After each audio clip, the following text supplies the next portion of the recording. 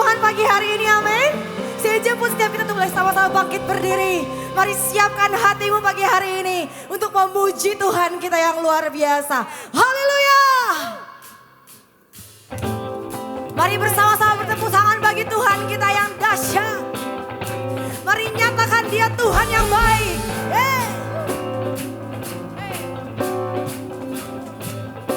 Come on, sing together. Oh hallelujah, oh hallelujah, thank you Jesus, thank you Jesus, oh hallelujah, oh hallelujah, our God saves, our God saves, oh hallelujah, oh hallelujah, highest praises, highest praises, oh hallelujah, oh hallelujah, we give thanks. Mari semua nyatakan, I'm grateful for who you are and all you've done. Thank you, Lord, for saving me. Thank you, Lord, for saving me. Oh, my soul cries, hallelujah. Thank you, Lord, for saving me. mari memuji Tuhan saudaraku. Bertepuk tangan, nyatakan dengan dahsyat. Oh hallelujah, Oh, hallelujah. thank you Jesus. Thank you, Jesus. Oh hallelujah, Oh, hallelujah. our God saves. Our God saves. Oh hallelujah, Oh, hallelujah. highest praises. Highest praises. Oh hallelujah, Oh, hallelujah. we give thanks. We Yang give bersyukur. thanks. I'm grateful for who you are and all you've done. Thank you, Lord, for saving me. Thank you, Lord, for saving me. Oh my Oh, my soul, soul cries, hallelujah. Thank you, Lord, for saving thank me. you Lord. Thank you, Lord, for saving me. Amen. Thank you, Lord, for saving me. Oh, my soul cries, hallelujah. Thank you, Lord, for saving me. Kita bersyukur sebab Dia Tuhan yang baik, amin. You are so good Lord, you are so good to me. Oh, oh, oh, oh, oh, oh. You've been so good, you've been so good. Thank you Lord, I thank you. My heart is full, my heart is full. I love you Lord. Semua nyatakan. You've been so good, you've been so good. I thank you, Lord, I thank you. My heart is full, my heart is full. I love you, Lord, I You've been love so you. good. So good, you've been so good. I thank you, Lord, I thank you, Lord. my heart is full, my heart is full. One I more love time. you, Say, Lord, I you've been love so good. You've been so good, you've been so good. I thank you, Lord, I thank you. My heart is full, my heart is full.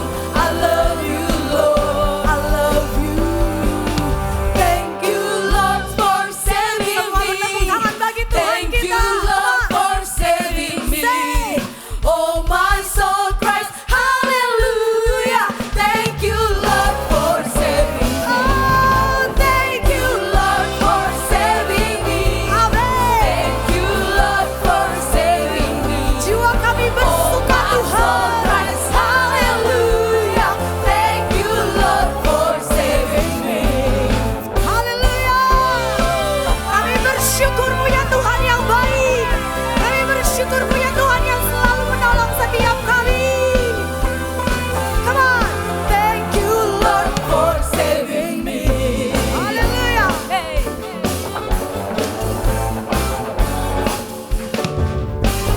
Berikan tepuk tangan bagi Tuhan kita yang dahsyat. Mari hari ini bersuka sebab Dia Tuhan senantiasa memperhatikan setiap kita. Amin saudara. Yang merasakan kebaikan Tuhan, mari angkat suaramu, berikan pujian pujian bagi Tuhan kita yang dahsyat. Come on, nyatakan. Hari ini hari yang telah dijadikan Tuhan. Mari bersuka. Mari kita bersuka. Sebab hari ini hari yang telah dijadikan Tuhan. jiwa Mari kami kita bersuka di hadapan Engkau bersuka dalammu. di dalam Tuhan. Bersuka Hanya di dalam Tuhan. di dalam Tuhan. Mari melompat buat Tuhan. Bersuka dalam Tuhan. Mari bersuka citalah. Bersuka dalam Tuhan. Sekarang bersuka citalah. Yang bersuka pagi hari ini, kita mau nyatakan lebih dahsyat lagi buat Tuhan kita. Hari ini hari yang telah dijadikan Tuhan. Mari kita bersuka. Kami nyatakan Hari ini hari yang telah dijadikan Tuhan. kami Mari mau kita bersuka senantiasa di dalam-Mu Tuhan. di dalam Tuhan. Bersuka Dalam Engkau di dalam Tuhan.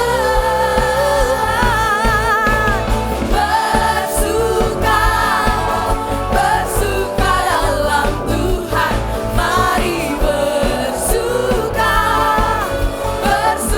citalah. Bersuka dalam Tuhan. Sekarang bersuka citalah. Ayo lagi katakan bersuka.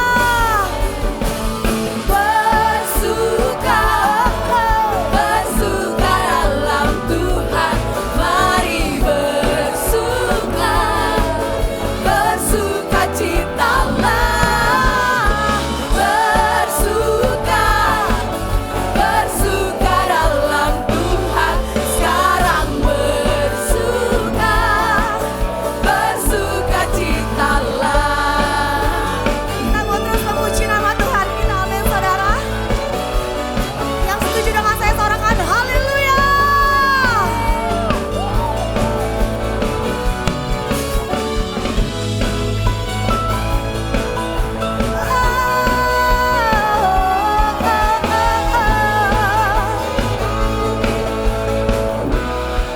Mari bersama jemaat Tuhan. Bersuka dalam Tuhan. Mari Yang merasakan kebaikan Tuhan, angkat suara membuat Tuhan kita yang baik. Lebih dahsyat lagi katakan. Bersuka dalam Tuhan. Sekarang bersuka citalah.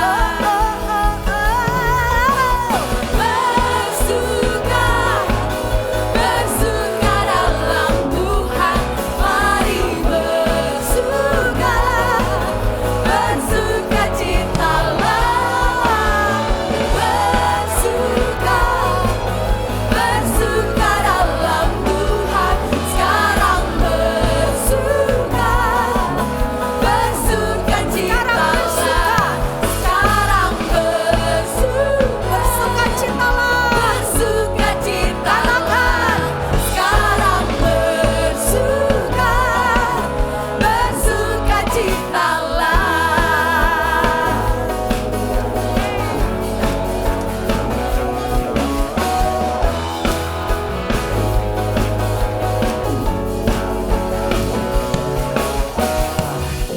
Haleluya. Masih mau terus memuji nama Tuhan, amin. Dan biarlah sukacita dari surga melimpahi setiap kita di tempat ini, amin saudara. Mari menari buat Tuhan pagi hari ini. Kita mau nikmati terus hadirat Tuhan. Sebab kita percaya hadirat Tuhan penuhi setiap kita. Haleluya.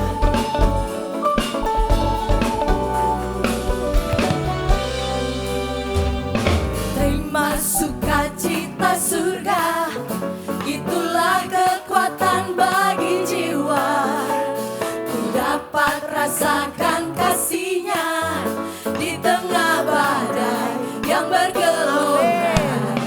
Terima sukacita surga, itulah kekuatan bagi jiwa. Kami dapat saksikan kuasanya, taklukkan badai yang bergelora.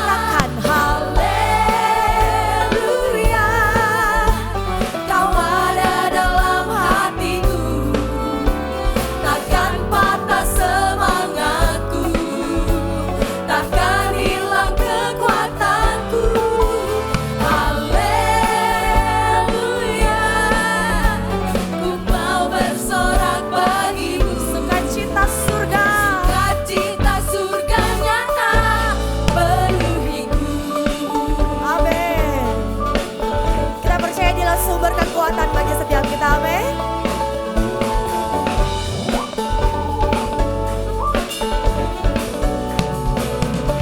Sekali lagi nyatakan, Terima sukacita surga, itulah kekuatan bagi jiwa.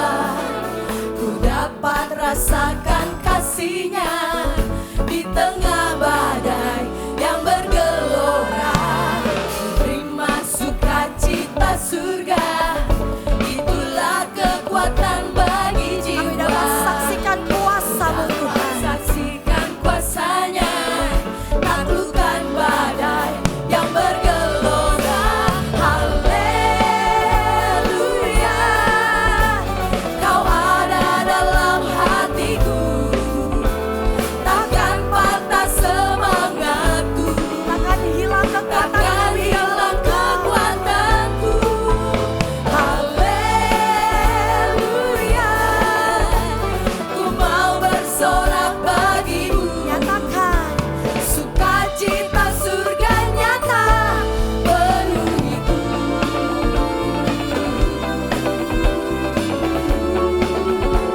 amin. Penuhiku.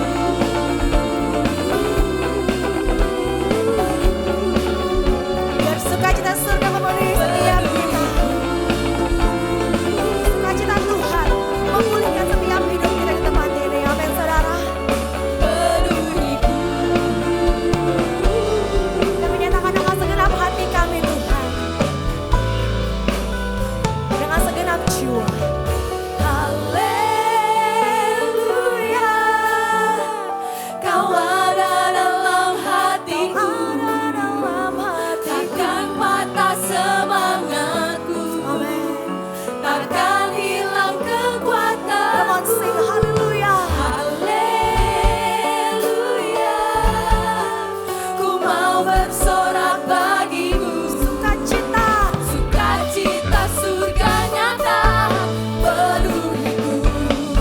sekali lagi lebih dahsyat katakan, Haleluya, kau ada dalam hatiku, takkan patah semangat, takkan hilang.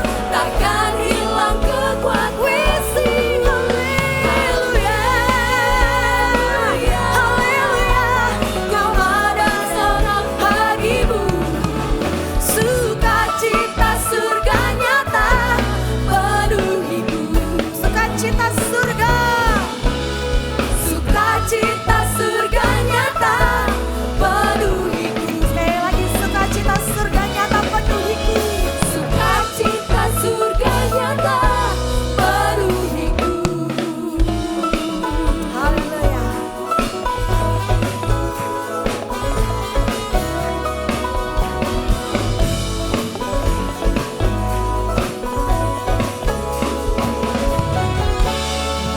Berikan tepuk tangan bagi Tuhan kita sekali lagi saudara.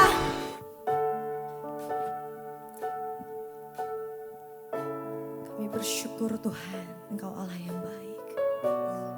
Engkau selamatkan kami.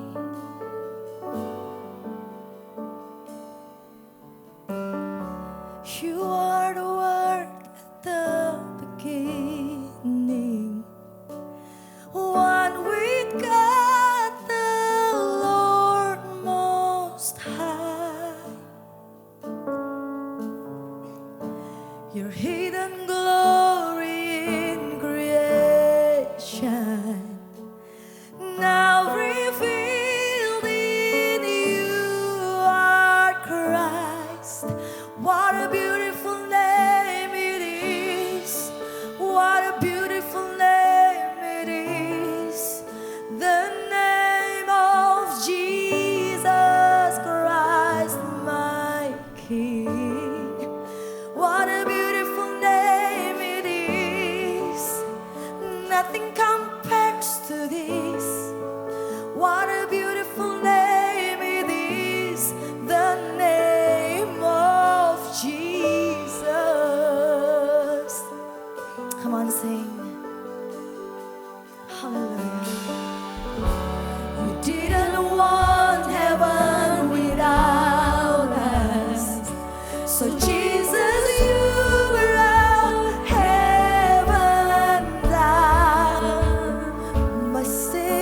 was great.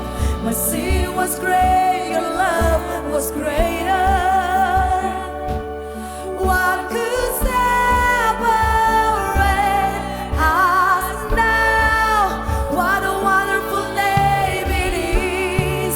What a wonderful name it is. The name of Jesus Christ, my King. What a wonderful name it is. Nothing compares to this.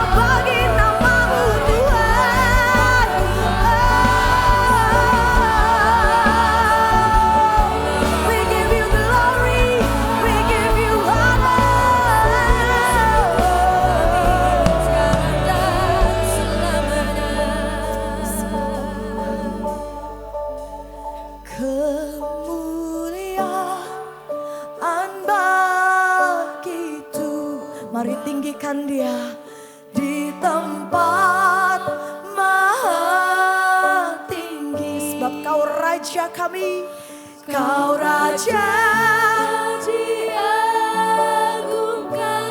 dan dipuji. Datanglah kerajaanmu Tuhan, datanglah kerajaan. Biar jadilah kehendak-Mu Yesus. Jadilah kehendak. Kami declare pagi ini seluruh bumi. Seluruh bumi padu kemuliaan-Mu. Mari angkat tanganmu pagi hari ini. Mari tinggikan Dia. Kemuliaan bagi Tuhan di tempat maha tinggi. Kami nyatakan Kau Raja diagungkan dan dipuji. Ini doa kami Yesus. Datanglah kerajaan. Jadilah kehendak-Mu. Seluruh bumi padu kemuliaan. Sekali lagi dengan segenap hatimu, dengan segenap jiwamu. Kemuliaan bagi Tuhan di tempat maha, di tempat yang maha tinggi. Kau Raja diagungkan dan dipuji. We sing, datanglah kerajaan-Mu, datanglah kerajaan-Mu. Jadilah kehendak-Mu. Seluruh bumi padu kemuliaan-Mu. Seluruh bumi, seluruh bumi padu kemuliaan-Mu. Seluruh bumi padu kemuliaan-Mu. Seluruh bumi padu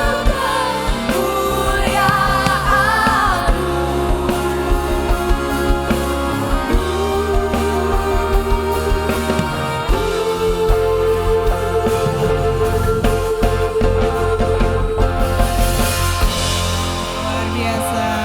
Mari LVLC berikan tepuk tangan yang lebih luar biasa lagi buat Tuhan.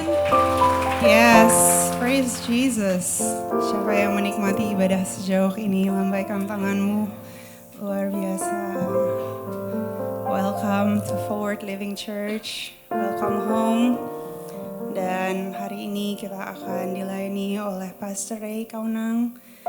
Pastor Ray, someone very special and dearly close to us, Pastor Josh and I, karena mungkin bagi yang baru atau baru beberapa bulan join di FLC PIM, Pastor Ray and Pastor Deb are very dear to us because they are actually who officiate us.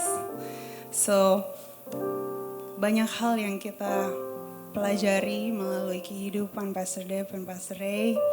Dan banyak sekali kita dibimbing, dimentor, dan juga FLC Family bukan asing dengan Pastor Ray dan Pastor Debbie karena sudah banyak sekali kegiatan, pelatihan, kelas-kelas yang kita lakukan.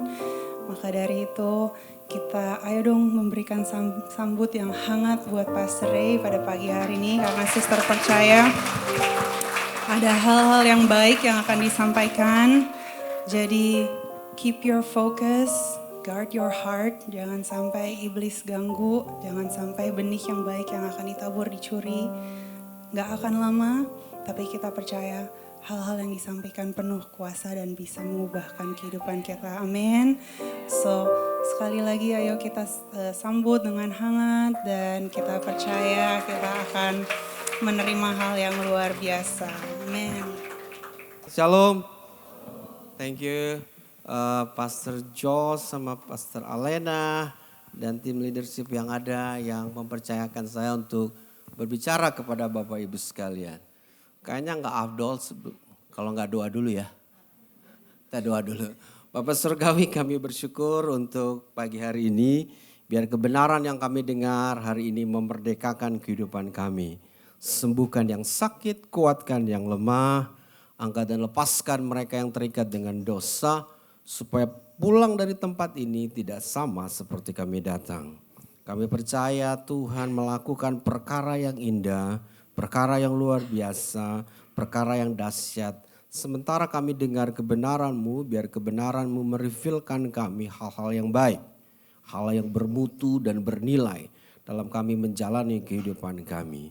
Dan terima kasih Roh Kudus dan untuk kebaikan-Mu dan demi Yesus. Amin. Puji Tuhan. Saya perkenalkan dulu ya, karena ini gereja baru di tempat ini Bapak Ibu sekalian. Saya Ray Kaunang, saya melayani di Philadelphia Church di kota Sydney. Nama gereja kami Philadelphia Church, sama juga GBI. Saya ketua daripada GBI untuk Australia dengan Oceania. Jadi tugas saya banyak Bapak Ibu sekalian dan sedang bisa mementor Pastor Josh dengan Alena dalam menjalankan running the church. Karena saya percaya bahwa gereja itu Tuhan buat, Tuhan ciptakan, Tuhan create, bukan dengan maksud yang sederhana, tetapi ada maksud yang luar biasa, ada tujuan di dalam kehidupan kita bergereja. Dan saya berterima kasih juga Josh dengan Alena membuka hidup mereka untuk kami berikan banyak masukan dan saling belajar. Dan this is the tempat yang baru, new home buat FLC dan menarik dari barat pindah ke selatan. Dan vibe-nya sangat berbeda. Tetapi I love your music now. Yang dulu juga bagus gitu. He's a good musician. Dan feel home karena dan senang hati juga. Dan ketemu dengan orang-orang yang baru di tempat ini. Kita akan melihat hari ini saya ingin membawa Bapak Ibu sekalian kepada hal yang agak sedikit dalam ya Bapak Ibu sekalian. Nah, apa yang saya perhatikan, kita akan melihat Alkitab kita di dalam Ecclesiastes atau Pengkhotbah, bahasa Indonesia Pengkhotbah. Dan kita akan melihat buku Pengkhotbah ini dari pasal 1 sampai pasal 12. Dan buku Pengkhotbah ini adalah buku yang paling sulit untuk dikhotbahkan. Karena judulnya aja udah pengkhotbah. Pengkhotbah mengkhotbahkan pengkhotbah. Karena tidak banyak Bapak Ibu sekalian pendeta yang mau berbicara tentang Ecclesiastes ini atau kitab pengkhotbah. Karena memang sulit Bapak Ibu sekalian. Tetapi saya berusaha untuk menyederhanakan saja. Karena message di dalam kitab pengkhotbah dari pasal 1 dan pasal 12 sangat bersentuhan dengan permasalahan kehidupannya kita. Nah, kalau Bapak Ibu rajin membaca Alkitab, kitab Ecclesiastes ini atau kitab Pengkhotbah ini jarang berbicara tentang masalah Tuhan. Dia tidak bicara tentang masalah Tuhan. Kata Tuhan itu sangat jarang ada, tapi hanya beberapa kali. Kenapa? Karena kitab Pengkhotbah ini adalah kitab di mana seorang melihat arti perjalanan kehidupan itu. Bagaimana hidup itu dijalani. Apa saja yang akan terjadi dalam perjalanan kehidupannya kita. Dan kitab Pengkhotbah ini buat orang yang mau memahami dan mendalami perjalanan kehidupan itu sendiri. Nah, kadang-kadang kita berpikir ngapain juga ya menjalani kehidupan ini, belajar tentang hidup ini. Nanti aja deh kalau udah tua lah gitu. Baru kita mau belajar tentang hidup ini. Tetapi justru kitab Pengkhotbah ini mengajarkan bahwa hidup itu harus dipelajari, harus dilihat, harus didalami sejak kita mengenal Tuhan. Bukan pada waktu kita udah tua gitu. Ada kecenderungan kalau orang-orang tua lebih suka ke gereja ya gitu. baru memahami tentang Tuhan dengan segala sesuatu tetapi itu udah terlambat Bapak Ibu sekalian. Kitab Pengkhotbah justru mengajarkan dari awal kita mengenal Tuhan, kita harus mengerti perjalanan kehidupannya kita.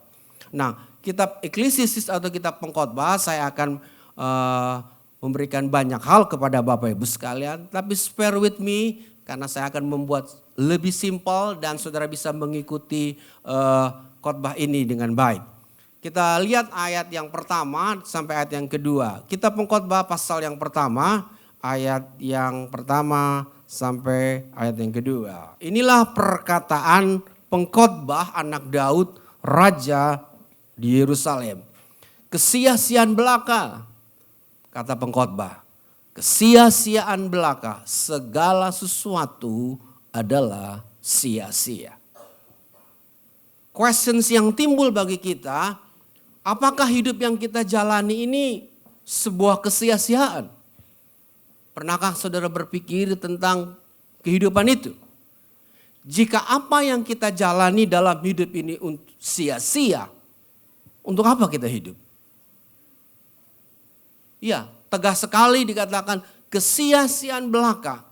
Kata pengkhotbah, kesia-siaan belaka, segala sesuatu adalah sia-sia. Kalau Bapak Ibu memperhatikan kehidupannya kita, ada kompleksitas dalam kehidupannya kita. Hidup ini kompleks Bapak Ibu, hidup ini tidak simple. Contohnya proses kita bertumbuh saja itu kompleks. Dari kita nggak tahu, dari kecil, dari baby, dipersiapkan segala sesuatu untuk menumbuhkan seorang baby itu nggak hanya dibiarkan begitu aja. Ada banyak hal yang kita kasih dalam baby itu, makanan yang baik, nutrisi yang luar biasa. Tapi setelah dia beranjak menjadi usia 1, 2, 3, 5, lebih kompleks lagi yang kita berikan kepada anak kita. Ketika kita menjadi remaja, makin kompleks. SD sangat sederhana mungkin kita berpikir, tetapi pertumbuhan setelah itu menjadi lebih kompleks. Untuk bertumbuh saja dalam hidup ini sangat kompleks. Hal yang kedua dalam proses relasi. Relasi kalau pertama kali kita berhubungan dalam arti kata adanya relasi dalam mungkin kita pacaran dan sebagainya sangat sederhana. Tetapi waktu kita menikah, Bapak Ibu sekalian, prosesnya lebih kompleks lagi. Lebih kompleks lagi kalau kita punya anak. Tambah kompleks lagi. Kita nggak ngurusin istri kita lagi atau suami kita lagi, tetapi anak lagi kita mau urusin Bapak Ibu sekalian. Di dalam pekerjaannya kita sangat kompleks. Ada sebuah pameo di dalam sekolah Alkitab. Hanya 20% yang kita belajar di sekolah Alkitab yang kita terapkan di dalam ministry. 80% adalah kita belajar daripada keadaan. Kompleks. Di sekolah Alkitab kita diajarkan tentang kompleksitas daripada Alkitab itu sendiri. Tidak sesederhana Bapak Ibu sekalian. Seperti yang sudah lihat orang berkhotbah dan sangat simpel sekali. Enggak, kompleks sekali. Belajar satu teks seperti kitab Eklesiastes ini, saya memerlukan hampir belasan buku untuk melihat referensi-referensi yang ada. Memahami dalam konteks budaya pada waktu itu, memahami teks Alkitab aslinya bagaimana. Bagaimana menerapkan di dalam konteks budaya modern. Yes, kompleks pekerjaannya saudara juga kompleks. Saudara tidak hanya datang, duduk diam di meja saudara, tetapi banyak hal yang saudara lakukan. Kalau kehidupan itu dikatakan sia-sia, mengapa saudara harus melakukan kehidupan itu? Kita lihat lagi mengenai realitas keterbatasan manusia dalam pikiran. Kita terbatas Bapak Ibu sekalian pikirannya kita. Walaupun ada orang mengatakan otaknya manusia itu baru digunakan 10%. Tetapi saya rasa pikiran itu membuat kita terbatas Bapak Ibu sekalian. Kita nggak tahu apa di balik tembok ini. Kita nggak tahu apa yang ada di gedung di sekitar kita. Pikiran kita tidak bisa menangkap keterbatasan terjadi dalam hidup itu sendiri. Daya tahan kita akan menurun Bapak Ibu sekalian. Saya teringat 27 tahun yang lalu kami membuka pelayanan di kota Sydney, di downtown kota Sydney. Sampai hari ini masih di downtown kota Sydney. 27 tahun yang lalu usia saya masih sangat muda, 30. Dan kami melayani dengan baik. Jemaatnya kami jemaat anak-anak muda. Kita bisa ngomong sama anak-anak muda sampai tengah malam, rapat sampai tengah malam, di mana saja. Karena saya masih muda, jemaatnya juga orang muda. Apa saja kami lakukan.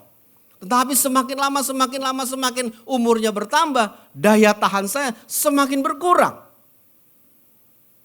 Anak-anak yang di bawah pelayanannya kami sekarang mereka punya anak yang besar-besar di university, rata-rata mereka semakin berkurang. Saya masih ingat kalau dulu kami sering retreat.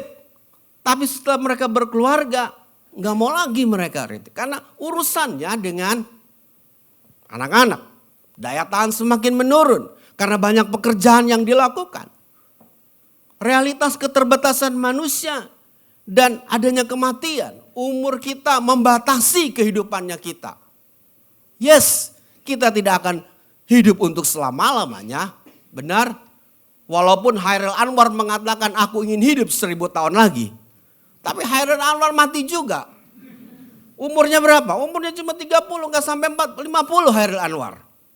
Lucu Bapak Ibu sekalian. Tetapi itulah keterbatasan kita sebagai manusia. Hidup yang kompleks, kita menghadapi realitas keterbatasan kita. Nah, kalau Bapak Ibu melihat,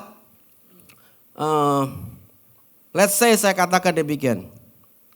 Orang Timur kuno, maksudnya orang-orang yang ada di Ancient Near East tuh, di timur jauh Bapak Ibu sekalian. Mengatakan demikian, apapun yang dilakukan manusia tidak akan bertahan selamanya. Umat manusia dan pencapaiannya akan berakhir. Terbatas Bapak Ibu sekalian. Ini orang udah bicara ribuan tahun yang lalu. Para biksu di Tibet membuat sebuah lukisan yang paling rumit, namanya mandala, yang dikerjakan bersama-sama dengan beberapa orang artis, dan itu memerlukan waktu untuk membuatnya. Setelah selesai, lukisan tersebut dihancurkan lagi, udah sulit-sulit buatnya, banyak orang terlibat, lama lagi. Dan lukisan tersebut, mandala tersebut dihancurkan sebagai metafora bahwa hidup ini fana Bapak Ibu sekalian. Terbatas. Itulah sebabnya questions daripada kitab Pengkhotbah, kesia-siaan belaka. Kata pengkhotbah, kesia-siaan belaka, segala sesuatu adalah sia-sia. Orang Jepang mempunyai budaya namanya wabi-sabi yang mengajarkan tentang keterbatasan dalam segala sesuatu di muka bumi ini. Sekarang pertanyaannya kita, bagaimana Alkitab menjawab tentang konsep yang ditawarkan oleh kitab Pengkhotbah bahwa hidup ini adalah sebuah kesia-siaan. Nah, kata sia-sia dalam bahasa Ibrani itu hebel Bapak Ibu sekalian. Ada kesia-siaan belaka, ada segala sesuatu adalah sia-sia. Ditekankan lagi hebel habelim. Hebel itu artinya tidak bermakna. Hebel juga berarti seperti nafas. Hebel itu berarti kata hampa, useless, tidak berguna. Atau pride. Atau hebel itu bisa berarti temporal. Nah, saya lebih cenderung untuk mengatakan teks Alkitab kita yang ada dalam kitab Pengkhotbah ini, kata kesia-siaan itu lebih tepat diterjemahkan temporal. Artinya untuk sementara. Nah, menarik Bapak Ibu sekalian, dari pasal 1 sampai pasal yang ke-12, kitab Pengkhotbah mencatat 13 hal yang temporal di dalam kehidupan manusia. Nah, ini FLC ya. FLC ini kan belajar. Pastor Jos kepengen gereja ini gereja yang sehat. pengkhotbahnya pengkhotbah yang baik. Ngajarin yang baik. Alkitab itu banyak berbicara banyak hal. Itu sebabnya gereja Bapak Ibu sekalian kalau datang ke gereja please dicatat. Saudara punya handphone dicatat hal-hal yang baik. Karena ini waktu saudara dengan Tuhan. Karena Allah bicara kepada kita. Worship itu bukan hanya saudara nyanyi seperti tadi. Worship itu dalam Alkitab mendengar firman Tuhan itu your worship time. Anda nyembah Tuhan. Nah 13 hal yang temporal. Yang pertama sangat sederhana. Apa yang dicatat? Saya cepat-cepat saja. Yang pertama bahwa aku telah melihat segala seperbuatan yang dilakukan orang di bawah matahari. Tetapi lihatlah segala sesuatu adalah kesia-siaan dan usaha menjaring angin. Artinya apa? Segala usahanya kita. Bayangkan Bapak Ibu sekalian. Anda berusaha kerja 9 to 5. Sia-sia loh. Pernah mikir gak? Aduh capek juga ya. Yang berikutnya. Pengkhotbah 2 ayat 21. Sebab kalau ada orang berlala dengan hikmat, pengetahuan dan kecakapan, maka ia harus meninggalkan bahagiannya kepada orang yang tidak berlala untuk itu. Ini pun kesia-siaan dan kemalangan yang besar. Bayangkan Bapak Ibu sekalian, Anda membangun empire kehidupan saudara, membangun bisnis saudara, dan tiba-tiba Anda harus merelakan, dijalankan oleh orang lain. Kalau orangnya benar. Kalau yang meneruskan itu baik. Teks ini bilang, sebab kalau ada orang yang berlala dengan hikmat, pengetahuan, dan kecakapan.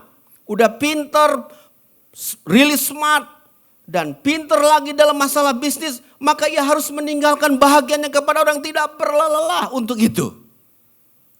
Generasi pertama membangun. Generasi kedua melengkapi. Generasi yang ketiga ngabis-ngabisin. Dan generasi keempat udah hancur berantakan semuanya. Dan itu yang terjadi dan saudara melihat Bapak Ibu sekalian. Itu sebabnya teks ini mengajarkan sia-sia. Kenikmatan kita Bapak Ibu sekalian. Aku berkata dalam hati, mari aku hendak menguji kegirangan. Nikmatilah kesenangan. Tetapi lihat itu pun sia-sia. Pleasure dalam kehidupannya kita juga. Yes, akan mencapai titik di mana kita menyadari kesenangan yang kita jalani dalam kehidupan ini sia-sia. Orang senang bersenang-senang sekarang. Yes, nggak apa-apa juga. Tetapi kalau kita melihat apa artinya saya senang-senang ya. Dan benar teks Alkitab mengatakan even pleasure pun dalam kehidupannya kita akan menuju kepada kesia-siaan. Dalam kehidupan Bapak Ibu sekalian, coba kita lihat Eklesiastes 3 ayat 19. Karena nasib manusia adalah sama dengan nasib binatang. Nasib sama menimpa mereka. Sebagaimana yang satu mati, demikian pun juga yang lain. Kedua-duanya mempunyai nafas yang sama. Manusia tidak mempunyai kelebihan atas binatang. Karena segala sesuatu adalah sia-sia. Artinya binatang mati, kita pun mati. Pernah gak mikir Bapak Ibu sekalian tentang hal itu? Mari kita mulai berpikir melihat kehidupannya kita. Kemudahannya kita. Buanglah kesedihan dari hatimu dan jauhkanlah penderitaan dari tubuhmu. Karena kemudahan dan fajar hidup adalah kesia-siaan. Nah Bapak Ibu sekalian, ini yang menulis kitab pengkhotbah ini namanya Raja Salomo. Diperkirakan dia. Ada banyak teolog mengatakan bukan, tetapi saya percaya dia. Jadi dia melihat dari atas dan dia melihat segala sesuatu yang dia lakukan. Sepak terjangnya manusia, usia kehidupan manusia itu pada ujung-ujung dia mengatakan sia-sia. Orang muda pun sia-sia katanya dalam menjalani kehidupan ini. suksesnya kita. Pengkhotbah 4 ayat 4 mengatakan, aku melihat segala jeripayah dan segala kecakapan dalam pekerjaan adalah iri hati seseorang terhadap yang lain. Ini pun kesia-siaan dan usaha menjaring angin. Kita sukses karena kita melihat orang lain sukses. Kalau dia sukses, kenapa gua enggak? Itulah yang mendorong kita untuk menjadi manusia yang sukses. Katanya pengkhotbah, dia pakai kata iri hati. Iri hati di sini bukan sifatnya negatif, tetapi ada kecemburuan. Kalau dia bisa, kenapa gua nggak bisa? Dan gua bisa sukses. Waduh. Dan teks ini mengatakan, sia-sia juga dia. Harta kekayaannya kita. Pengkhotbah 5 ayat 9. Siapa yang mencintai uang tidak akan puas dengan uang. Dan siapa mencintai kekayaan tidak akan puas dengan penghasilannya. Ini pun sia-sia. Ini Raja Salomo ini paling kaya Bapak Ibu sekalian. Raja yang paling kaya yang mungkin bisa dicatat di dalam Alkitab. Fortune list itu kalah sama dia. Forbes itu kalah listnya. Enggak ada yang bisa menyamai dia. Bapak Ibu sekalian. Dan dia bilang, siapa mencintai uang tidak akan puas dengan uang. Siapa mencintai kekayaan tidak akan puas dengan penghasilannya. Imagine ya Bapak Ibu sekalian. Ibu-ibu di sini, Anda punya berapa tas? Kenapa Anda beli tas terus? Karena memang gak puas. Lihat Louis Vuitton baru, kepengen kepengen. Padahal Louis Vuitton itu dipakai bertahun-tahun juga gak rusak Bapak Ibu sekalian. Gak rusak. Tapi ada model baru, ya modelnya cuma dilipat-lipat, ditaruh itu, udah gitu. Ditambahin bunga-bunga. Tapi kita mau beli. Gak zaman LV nih. Coba tas yang lain gitu. Dan istri kita punya tasnya banyak. Disimpan kita cuma lihat-lihatin aja dia. Yang kita pakai itu mulu. Saya punya sneaker banyak. Tapi lebih banyak Pastor Jos. Sudah ke saya banyak Bapak Ibu sekalian. Dan akhirnya pakainya cuma satu, itu mulu. Pada setiap kali, iya ada yang bagus nih. Kita cobalah. Pakai sekali, udah selesai. Kita gak pernah puas. Desire-nya kita. Lebih baik melihat daripada saja menuruti nafsu. Ini pun kesia-siaan dan usaha menjaring angin. Ketawanya kita pun bisa menjadi sebuah kesia-siaan Bapak Ibu sekalian. Popularitasnya kita. Aku melihat juga orang yang fasik akan dikuburkan yang akan boleh masuk. Sedangkan orang yang berlaku benar harus pergi dari tempat yang kudus dan dilupakan dalam kota. Udah benar-benar nih populer Instagram kita puluhan ribu, jutaan follower. Tapi sia-sia juga ntar akhirnya, mati juga dia. Siapa yang menerusin? Angkanya ya kita nggak tahu. Tapi sia-sia. Ngapain kita capek-capek buat konten. Buat konten terus. Istri saya membuat konten. Konten kreator dia. Semua dibuatin. Dijamin. Satu kali waktu nggak diingat lagi. Jadi jangan berusaha untuk populer. Tapi nggak apa-apa juga. Injustice. Ketidakadilan. Eklesiastes 8 ayat 14. Ada suatu kesia-siaan yang terjadi di atas bumi. Ada orang-orang benar yang menerima ganjaran yang layak untuk perbuatan orang fasik. Dan ada orang-orang fasik yang menerima pahala yang layak untuk perbuatan orang benar. Aku berkata ini pun sia-sia karena semuanya akan mati. Udah baik-baik tapi kita mengalami injustice dalam kehidupan. Ketidakadilan. Saudara mungkin mengalaminya. Don't worry. Itu sia-sia. Masa depan kita, segala event dalam masa depan kita. Oleh sebab itu jikalau orang panjang umurnya, biarlah dia bersuka cita di dalamnya. Tetapi hendaklah ia ingat akan hari-hari yang gelap. Karena banyak jumlahnya. Segala sesuatu yang datang adalah kesia-siaan. Terima kasih kalau umur kita panjang. Tapi teks Alkitab mengatakan, ingat loh. ada hari-hari gelap yang banyak yang di depan. Sia-sia. Dan yang ke-13, hal yang temporal dalam hidup ini adalah segala sesuatu di dalam dunia bersifat temporal. Ada expiry date-nya. Ada masa berlakunya. Itulah sebabnya penulis pengkhotbah ini mengajar kita untuk berpikir, Bapak Ibu sekalian, mengajar kita untuk melihat tentang kehidupan ini lebih dalam lagi. Temporal sifatnya. Tetapi ada dua hal yang dicatat dari kitab pengkhotbah di mana dari sisi Tuhan kekal tidak bisa diubah.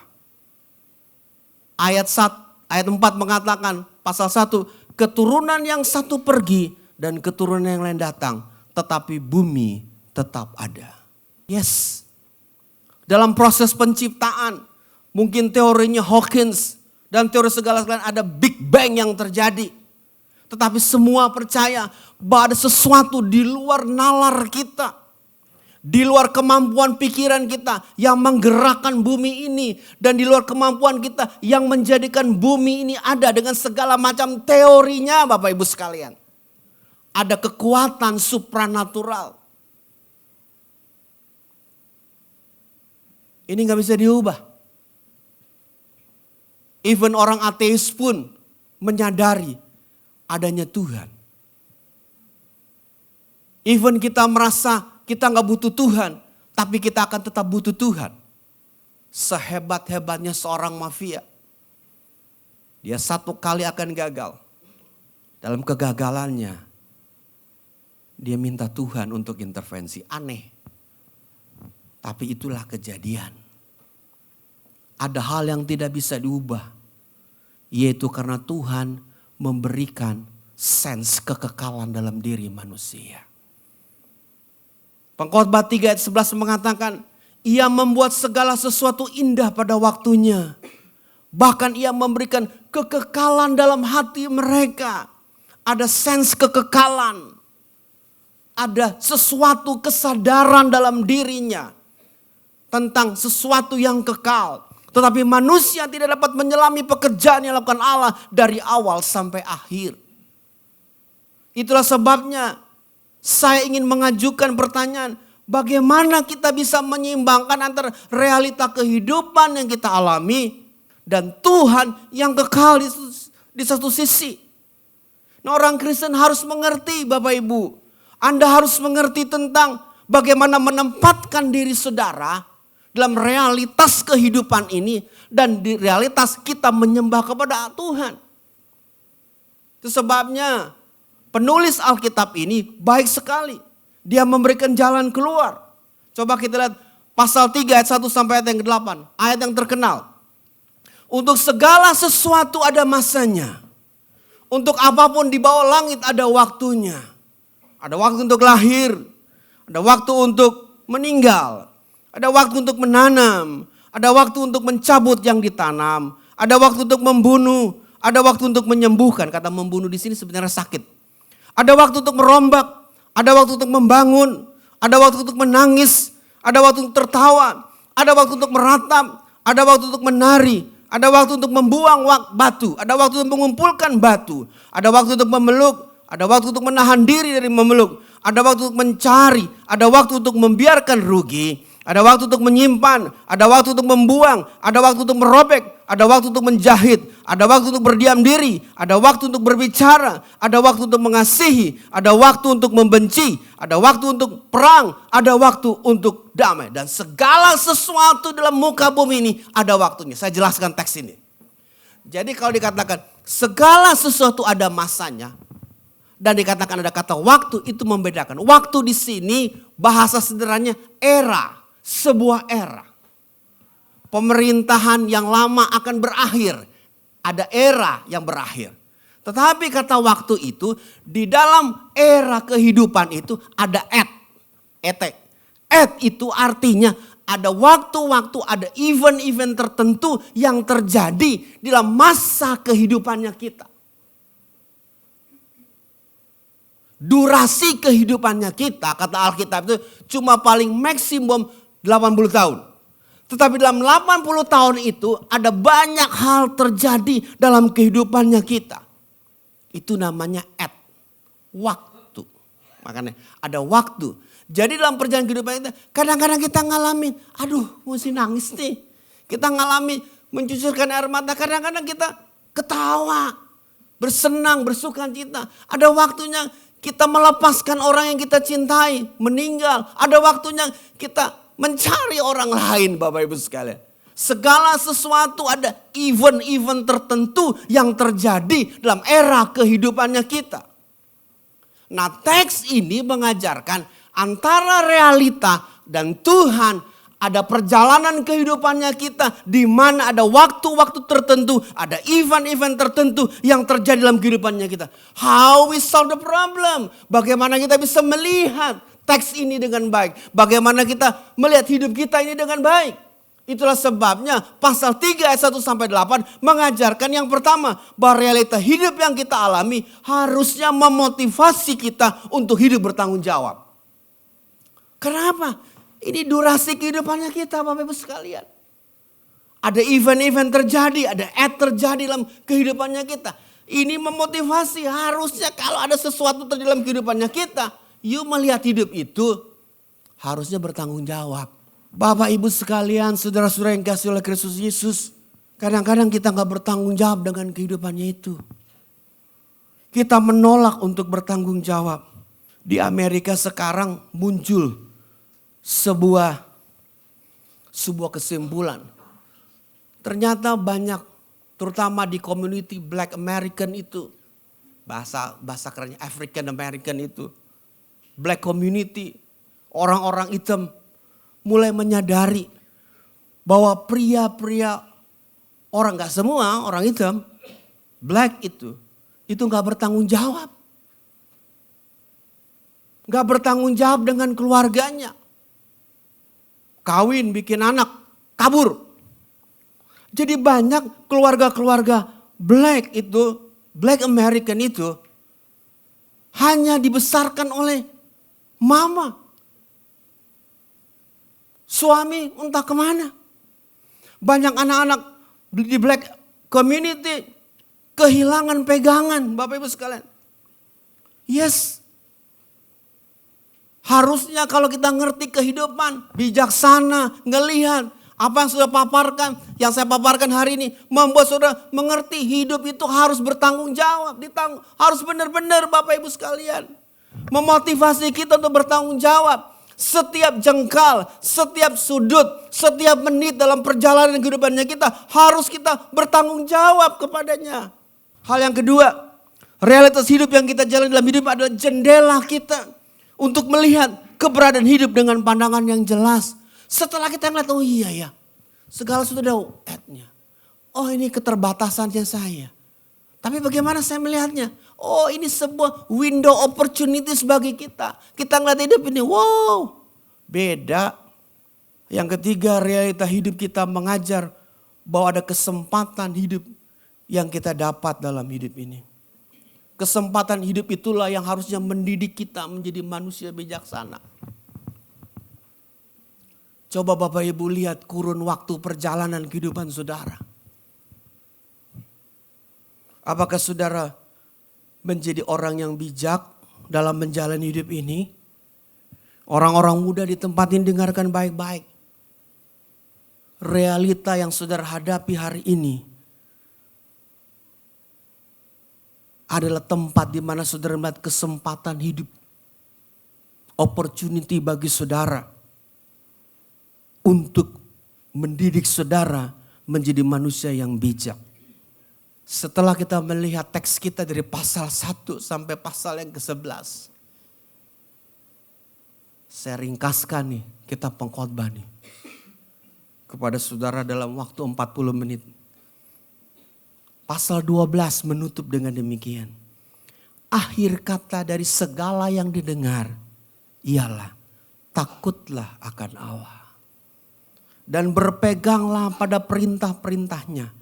Karena ini adalah kewajiban setiap orang. Karena Allah akan membawa setiap perbuatan ke pengadilan yang berlaku atas segala sesuatu yang tersembunyi. Entah itu baik, entah itu jahat. Jadi pengkhotbah ini menyimpulkan dari observasinya dia, dimulai dengan kalimat segala sesuatu adalah sia-sia. Dan dia menyimpulkan katanya, kesimpulannya adalah bahwa kita harus takut akan Allah di dalam menjalani kehidupan ini. Bukan hanya takut, tetapi berpegang pada perintah-perintahnya. It's so simple. Ngelihatnya. Kehidupan yang ruwet katanya. Yang dia lihat dalam perjalanan kehidupan. Ups and down dalam kehidupan. Injustice yang dia lihat. Peperangan segala sesuatu yang dia lihat dalam kehidupan ini. Tentang masalah miskin, masalah kaya, masalah orang muda, masalah orang tua. Dan dia katakan kesimpulannya katanya. Dalam menjalani kehidupannya kita. Takutlah akan Allah. Allah yang siapa? Teks ini tentu akan berbicara tentang Allah Abraham, Allah Ishak dan Allah Yakub. Allah yang ada di kitab Torah. Dan Allah yang ada di kitab Torah itu di dalam perjanjian baru dinamakan Tuhan Yesus Kristus. Takutlah akan Allah dan berpeganglah pada perintah-perintahnya. Kenapa kita harus berpegang kepada perintah-perintah? Karena itu merupakan sebuah kewajiban. Takut akan Tuhan dan memegang perintahnya sebuah keharusan. It a must. Orang Inggris bilang, it's a must. Gak bisa dirubah. Jadi kalau Bapak Ibu sekalian, saudara-saudara yang dikasihi Kristus ingin melihat hidup ini dengan baik, dengan jelas. Dan tidak menyalahkan kehidupan ini, takut akan Allah. Dan berpegang pada perintah-perintahnya. Karena apa? Karena Allah akan membawa setiap perbuatan ke pengadilan yang berlaku atas segala sesuatu yang tersembunyi. Entah itu baik, entah itu jahat. Dengan kata lain, kita harus bertanggung jawab nanti kepada Tuhan.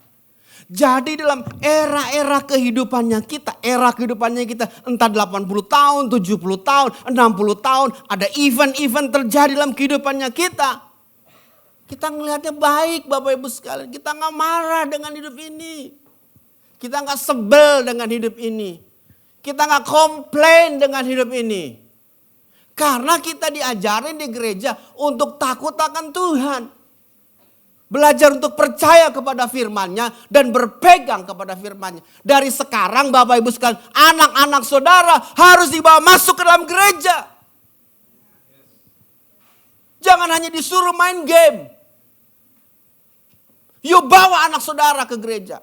Diajarin dari kecil. Dia akan menjadi manusia yang bijak.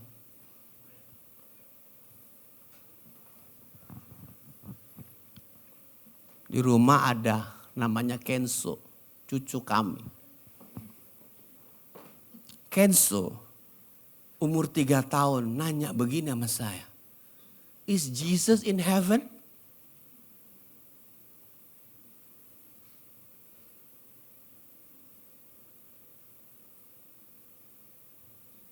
How he knows heaven?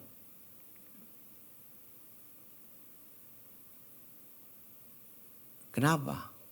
Dari kecil saya doain dia. Jesus, touch Kenzo, bless Kenzo. Adiknya baru mau 3 tahun. Kalau saya berdoa, Isaiah, we bless you in Jesus name. Haleluya. Dia langsung jawab, amin. How come 3 years old, after I say hallelujah, and he reply, amen. Karena dari kecil kita menanamkan tentang Allah ada dalam hidup mereka. Yes, Bapak Ibu sekalian. Itulah sebabnya kita harus kepada kesadaran, kepada penghormatan kita kepada Tuhan yang kekal dan yang tidak berubah. Penghormatan kita. Bahkan teks Alkitab mengajarkan kepada kita, Anda harus takut kepada Tuhan. Bukan hanya takut, hormat, tetapi takut dan gemetar. You jangan main-main dengan Tuhan. Takut dan gemetar karena dia kekal, dia gak berubah. Itulah sebabnya Bapak Ibu sekalian, Anda harus patuh dan trust kepada perkataan Tuhan. Karena dia kekal, tidak berubah. Semua di dunia ini temporal. Ada batasannya, ada limitasinya. Enggak selamanya saya akan bisa berkhotbah Bapak Ibu sekalian. 30 tahun dari sekarang. Umur saya mungkin 90 tahun Bapak Ibu sekalian. Udah gak bisa buat apa-apa kayaknya. Ada batasannya. Itulah sebabnya bagian yang ketiga yang saya ingin men-challenge kepada Bapak Ibu sekalian. Warning atas tuntutan Tuhan. Apa yang kita lakukan dalam hidup ini. Teks kita mempelajari, kita belajar. Bahwa ada warningnya Tuhan buat kita. Atas tuntutan Tuhan, atas apa yang kita lakukan dalam hidup ini. Jadi Bapak Ibu sekalian, please. I remind you, I suggest you, I warn you. I encourage you. Stick with Tuhan. Stick with Jesus. Stick dengan apa yang saudara lakukan hari ini. Kalau perlu Bapak Ibu sekalian, saudara ajak lebih banyak orang untuk mengenal kepada Tuhan. Saya gak peduli status sosialmu apa. Saya gak peduli berapa banyak follower di Instagram saudara. Tetapi if you not know Jesus, you're gonna perish. Engkau gak mengerti arti kehidupan. If you don't know Jesus, you don't know this life. Nanti akan marah dengan kehidupan, sebel dengan kehidupan. Saudara mengalami injustice dalam kehidupan. Karena saudara tidak mengenal Tuhan dengan baik, Yesus dengan baik. Saudara akan marah-marah dengan pemerintah, dengan company saudara, dengan bos saudara. Apalagi kalau saudara PNS di negara ini. Wah, kok gue naik-naik nih? Saudara akan marah, ketidakadilan Tuhan terjadi. Mungkin doa saudara, bos gue ini punya sesuatu. Ya udah gak apa-apa. Ada masanya Bapak Ibu sekalian. Bos saudara gak akan terus selama-lamanya jadi bos saudara. Udah tenang-tenang aja. Akan berakhir juga dia. Ya saudara jangan marah. Enjoy aja. Jadi Bapak Ibu sekalian. Satu waktu Mall Pondok Indah Mall ini akan juga hilang. Tadi saya lihat loh, selama 30 tahun tidak ada gereja di BIM. Mau berapa lama sih bertahan gak buat gereja? Ada batasannya. Terbuka juga kan? Ada batasannya. So don't worry Bapak Ibu sekalian. Ada batasannya. Aduh Pak saya disiksa nih sama bini. Siksa apa? Siksa belanja mulu di mall. Udah ada batasannya. Ada batasan. Ntar juga dia udah cukup lah. Buat apa sih? Agen gitu kan. Anak kita yang berbahagia. Warisannya kan besar tuh. Tapi ada batasannya juga. Ada gereja-gereja besar di dunia ini. Wah kita bangga sekali dengan gereja besar itu. Ada batasannya juga. Ada eranya juga. Selesai juga mereka. Habis juga. Ini eranya Pastor Jos dengan Pastor Alena. Saya sebentar lagi udah mau habis juga. Makanya saya khotbah bagus lah. Questions terakhir. Apakah segala sesuatu yang kita alami dan jalan hidup ini sebuah kesia-siaan? Jawabannya terlihat dan tergantung dari seberapa besar kita mengenal Tuhan itu sendiri. Kalau saudara melihat saya tergantung kepada Tuhan, saudara melihat hidup ini bukan sebuah kesia-siaan, tapi sebuah keindahan. Manis, tapi Pak saya lama nih ninggalin gereja. Don't worry, itu event dalam kehidupan saudara. Dan kalau saudara ada sekarang, saudara bilang terima kasih Tuhan. Tuhan berkati kita semua pada pagi hari ini. Mari kita bangkit berdiri Bapak Ibu sekalian. Musim akan selalu berganti. Kasih Tuhan tetap abadi. Tak akan berubah sampai selamanya. Ku tetap percaya. Ku yakin Tuhan memberkati. Ku yakin Tuhan melindungi. Burung di udara Tuhan pelihara karena kasih-Nya. Bapak Ibu sekalian, saya senang lagu ini karena ada kata musim akan selalu berganti. Kami tinggal di Australia, ngerti. Alena dari Austria tahu musim itu berganti, kelihatan dari bajunya, dari sakitnya kita tahu itu musim apa. Kalau saudara kan di sini panas, enak, hujan sekali-sekali gitu. Tapi kalau 4 musim kita bisa tahu musim apa ya. Kalau sekarang di Australia lagi musim winter, bajunya beda, perubahan di udaranya beda, tumbuh-tumbuhannya pada mulai rontok. Musim semi, bunga, sakitnya beda.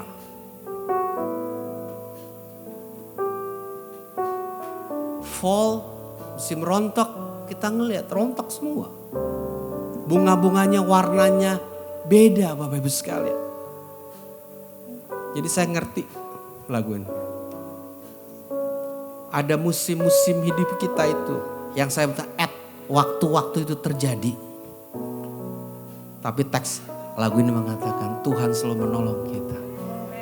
Aduh Bapak Ibu sekalian, hidup ini indah di dalam Tuhan. Jangan nyesal ngikutin Tuhan Yesus. Jangan ganti dengan yang lain. Jangan puter dengan yang lain Bapak Ibu sekalian. Stick dengan Yesus sampai Dia panggil kita. Ayo pulang, balik lu. Mari kita nyanyikan. Musim akan selalu berganti. Angkat tanganmu. Musim akan selalu berganti. Ya. Kasih Tuhan tetap abadi. Tak akan berubah sampai selamanya. Ku tetap percaya. Amin. Ku yakin Tuhan memberkati. Katakan pada dirimu. Ku yakin Tuhan melindungi. Ya.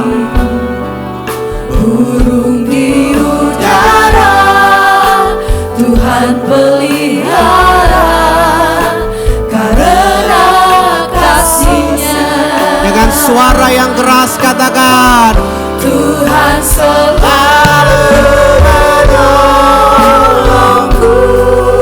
ya, selalu menjagaku.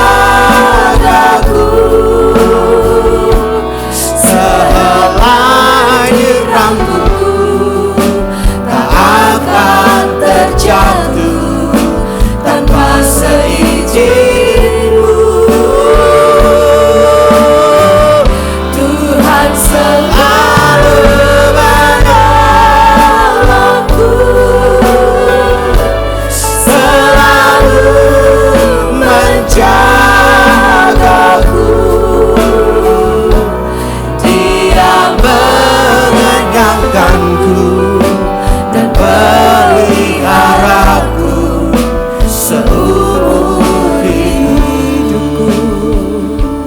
Taruh kedua tanganmu di dadamu. Berdoa. Tiba waktunya bagi saudara untuk berdoa. Saudara datang ke gereja, ada waktu-waktu di mana kita berdoa. Dalam doamu hari ini, bilang sama Tuhan, Tuhan, saya gak mau marah lagi dengan hidup ini. Saya gak mau marah, saya gak mau nyesel dalam hidup ini. Bilang sama Tuhan, Tuhan terima kasih ada waktu-waktu. Yes, ada realita-realita yang mungkin saya harus hadapi dan terjadi. Teks Alkitab mengatakan ada 13 realita yang terjadi dalam kehidupan manusia. Tapi semuanya itu sifatnya temporal. Sementara. Dan saya bersyukur. Saya percaya kepada Tuhan yang kekal. Dan Tuhan menaruh kekekalan dalam hidup ini. Artinya hidup ini bisa berubah. Dan saya tidak akan pernah menyesali. Dan saya tidak akan mau bunuh diri. Saya tidak akan lari dan menyerah kalah dalam menjalani hidup ini. Yes, saya mengalami injustice dalam kehidupan ini. Saya mengalami kekecewaan. Tapi semuanya itu teks Alkitab mengatakan temporal. Sementara. Hari ini aku berdoa bagi setiap pribadi di tempat ini. Biar engkau mengampuni dirimu sendiri. Ampuni dirimu sendiri. Minta maaf sama Tuhan. Minta ampun Tuhan, selama ini saya tuh kok begini Tuhan. Saya salahin hidup ini. Saya salahin engkau. Saya salahin gereja. Saya salahin orang tua saya. Hari ini buat pengakuan kepada Tuhan. Saya minta ampun Tuhan. Semuanya teks Alkitab temporal. Dan terima kasih Tuhan. Kebenaran-Mu memerdekakan kehidupanku. Waktu engkau berdoa, sekarang engkau berdoa mengucap syukur kepada Tuhan. Terima kasih sama Tuhan. Waktu engkau berdoa mengucap syukur, engkau angkat kedua belah tanganmu. Angkat tinggi-tinggi kepada heavens. Toward heavens. Kepada sorga itu. Dan katakan, thank you Jesus. Terima kasih. Terima kasih Tuhan. Saya gak akan marah lagi dengan suami, dengan anak, dengan company, dengan pemerintah ya Tuhan. Saya mau bersyukur karena segala sesuatu di dunia sifatnya temporal. Dan ada pintu-pintu opportunity yang Tuhan bukakan kepadaku. Untuk aku masuk dan mengisinya. Dan melakukan hal yang terbaik. Haleluya. Waktu kau angkat tanganmu. Katakan kepada Tuhan, Engkau selalu menolong aku ya Tuhan. Oh, Tuhan selalu menolongku. Dua-dua engkau angkat tangan. Katakan, menjagaku. Oh, selai di rambutku tak akan terjatuh, yes, tanpa seizinku. Tuhan selalu menolongku, yes, selalu menjagaku. Dia mengenyangkanku dan peliharaku seumur hidup. Semua kita, Tuhan selalu, Tuhan selalu menolongku, selalu menjagaku.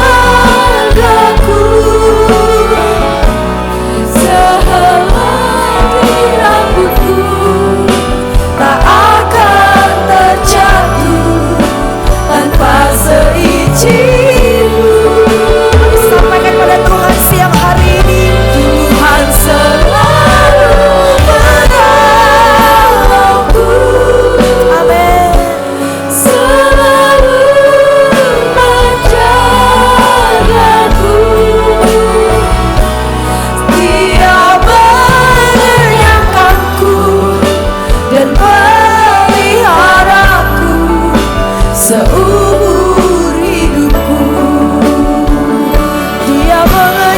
merawatku, Dia menyangkaku dan peliharaku seumur hidupku. Berikan tepuk tangan kemuliaan bagi Tuhan. Terima kasih untuk firman Tuhan pada siang hari ini Bapak. Kami diberkati dan kami sangat-sangat diberkati. Di dalam nama Tuhan Yesus kami mengucap syukur. Haleluya. Amin. Berikan tepuk tangan yang lebih meriah lagi, saudara. Yes. Luar biasa. What a beautiful service. Kita akan segera selesai, tapi sebelum kita akan doa, aku akan mengundang our dearly flock. Today will be Audrey and Novel's turn. Yes.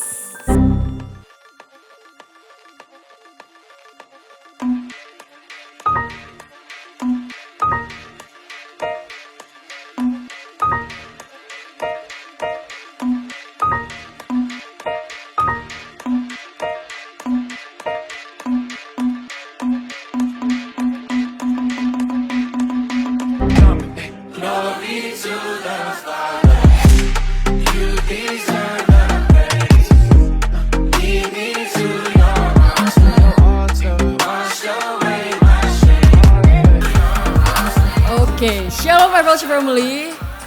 Shalom Om Tante, Ibu, Bapak, teman-teman semuanya. Welcome home. Semoga semuanya dalam keadaan baik-baik saja. Kalaupun gak baik-baik saja, tetap yakin dan percaya karena semuanya akan indah pada waktunya, amin. Oke. Sebelumnya perkenalan dulu, saya Novelia dan di sini ada teman saya, Audrey. Kita perwakilan dari The Flock, oke. Dan dalam beberapa minggu ke depan, Bapak Ibu jangan bosan-bosan kalau ngeliat kita di depan, oke. Karena kita ada suatu pengumuman penting banget tentang The Flock. Tapi mungkin sebelumnya bisa saya jelasin dikit apa itu The Flock. Jadi The Flock itu adalah youth community-nya FLC yang sebelumnya namanya Next Gen Youth and College. Sekarang berganti nama menjadi The Flock. Dan for the first time ever di daerah PIM kita bakal ngadain youth gathering yang namanya Meet the Reality. Untuk detailnya akan dibantu teman saya, Audrey, silakan. Jadi nanti tanggal 13 Juli di jam 4.30 sampai jam 6 sore di lokasi yang sama seperti Sunday Service hari ini. Kita punya acara namanya Meet the Reality, yaitu youth gathering yang pertama kali akan dibuat oleh The Flock. Acara ini sebenarnya dibuat dari youth dan untuk youth. Jadi artinya apa sih dibuat dari youth? Jadi di acara ini kita akan membahas topik tentang the future, what's coming and everything in between. Dan acara ini topiknya sebenarnya dikurasi sendiri dari teman-teman youth sendiri gitu. Jadi di acara sebelum acara ini dan dari minggu kemarin sampai minggu ke depan kita akan punya satu QR, mungkin bisa ditampilkan juga nanti, yang sudah kita bagi di sosial media The Flock dan kita juga bagi di Sunday Service untuk agar teman-teman youth bisa bantu untuk isi. Jadi di sini kita akan gather questions dari mereka seputar topik mungkin yang selama ini belum pernah mereka bisa tanyakan mungkin di Sunday Service atau mereka belum bisa tanyakan ke orang tua sehingga bisa kita bantu jawab gitu. Jadi contoh-contoh pertanyaannya yang dari kemarin kita bahas tuh seputar kayak misalnya gimana sih kalau misalnya aku anxious gitu terhadap future, gimana sih caranya dealing with uncertainty. Nah hal-hal kayak gini yang kadang-kadang mungkin buat kita youth agak susah gitu mau tanya ke siapa, mau tanya ke orang tua mungkin juga agak nggak enak apa gimana gitu. Jadi kita bantu untuk kurasi pertanyaan dan ini sifatnya anonymous. Jadi siapapun yang bertanya di sini dari teman-teman youth nggak akan kita tulis gitu namanya siapa. Dan nantinya pertanyaan-pertanyaan mereka akan kita jawab di acara Meet the Reality tanggal 13 Juli nanti. Betul banget. Jadi untuk registrasi gimana Novel? Benar. Untuk pendaftarannya nanti setelah ibadah selesai bisa ke Home Lounge bertemu sama tim The Flock atau bisa bertemu dengan saya Novel dan Audrey. Nanti di belakang kita akan standby, minta form Google-nya untuk pendaftaran. Dan untuk yang belum sempat tadi nge-scan barcode-nya, bisa minta ke kita juga untuk submit pertanyaan-pertanyaan. Dan tenang aja sekali lagi, pertanyaannya bersifat anonimus. Oke, segitu dulu dari kami. Sekian dari The Thank you. Flock. Happy Sunday and God bless you. Bagi semua para bapak ibu yang mungkin memiliki anak, mungkin keponakan, tapi tentunya bagi semua yang juga memiliki Instagram, boleh follow the vlog Instagram supaya semua kegiatan vlog juga terupdate, dan tentunya kita rindu sekali untuk bisa melayani our next gen, jadi usia 16 sampai 25 tahun. Tapi if you feel this is something for someone in your family, please help make sure that they attend, karena kita percaya ada hal-hal yang luar biasa juga yang akan mereka alami di The Flock Gathering. Amin. Dan mari kita bangkit berdiri, kita akan akhiri ibadah kita pada siang hari ini. So, salam hangat juga dari Pastor Josh. Pastor Josh minggu ini lagi melayani di GSJS Surabaya. Pastor Josh hari ini ada 6 kali ibadah, 6 kali khotbah. So please pray for him supaya di GSJS juga bisa menjadi berkat, dan kita percaya semua bisa memuliakan nama Tuhan. Amin. Begitu banyak kita mendengarkan juga testimoni melalui setiap pokok doa yang sudah kita terima. Jadi kalau Bapak Ibu sesudah ibadah ingin langsung didoakan, our team juga sudah rindu untuk bisa mendoakan Bapak Ibu. Kalau Bapak Ibu mungkin ingin membawa pulang formulir doa dan mau mengisinya di rumah, dan minggu depan mungkin mau dikembalikan atau mungkin mau dikirim ke WhatsApp gereja, please do so as well, dan kita akan pastikan setiap pokok doa akan didoakan.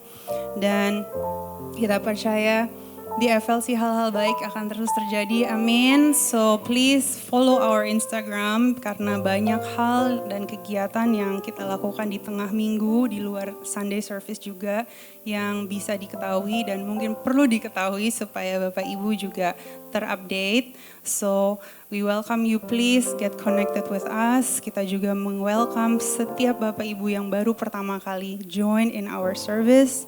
Dengan kerendahan hati kita juga meminta waktunya sebentar sesudah ibadah supaya kita bisa memberikan welcome gift dan apresiasi, dan tentunya kita mau mengenali dan berkonek satu sama lain. Jemaat Tuhan, mari kita satukan hati, kita akan berdoa, dan sebelumnya kita juga akan mendoakan Pastor Ray dan Pastor Debbie. Thank you Lord for your ministry. Thank you Tuhan bahwa hari ini Engkau sudah membawa Pastor Ray dan Pastor Debbie. Terima kasih Bapa atas hamba-hambamu ini Tuhan, begitu luar biasa Engkau memakai mereka. Terima kasih mereka bisa menjadi berkat buat FLC. Terima kasih mereka menanam nilai-nilai yang begitu baik buat FLC. Biarlah terus Pastor Ray dan Pastor Debbie menjadi berkat dimanapun mereka berada. We speak health, we speak wisdom and blessing over their life, over their marriage, over their family, and over their ministry at GBA Philadelphia, Sydney, and everywhere else you take them. We believe that they keep winning souls for Jesus and being a continuous blessing to so many. So thank you for that, Father. Dan kita juga berdoa untuk tempat kami di sini, Tuhan. Kuduskan, sucikan Tuhan, biarlah tempat ini bisa menjadi tempat pertobatan, tempat berkat, tempat kemenangan buat Engkau Tuhan. Biarlah terus dan terus pelayanan kami disempurnakan, dan setiap jiwa yang datang ke sini diubahkan, dimenangkan, dan mereka pulang menjadi pribadi yang free, tapi dengan Engkau, bukan liar, tapi bersama Tuhan. Dan kita percaya terus dan terus pertobatan akan terjadi di tempat ini. We speak also blessing and protection over all our volunteers, over all our FLC family. Terima kasih Tuhan untuk setiap volunteers FLC yang melayani. Engkau berikan terus sukacita daripadamu, Engkau berikan terus damai daripadamu di saat mereka melayani. Dan biarlah hanya the Jesus in them that people see whenever they are ministering to others. Dan jemaat FLC, angkatlah kedua tanganmu, pulanglah dengan sukacita dan penuh ucapan syukur, berkat kasih dan damai Yesus yang menyertai kita hari ini dan seterusnya. Aku lepaskan berkat di dalam nama Bapa, Putra dan Roh Kudus, di dalam nama Tuhan Yesus. Haleluya. Amin. Selamat hari Minggu. See you next week.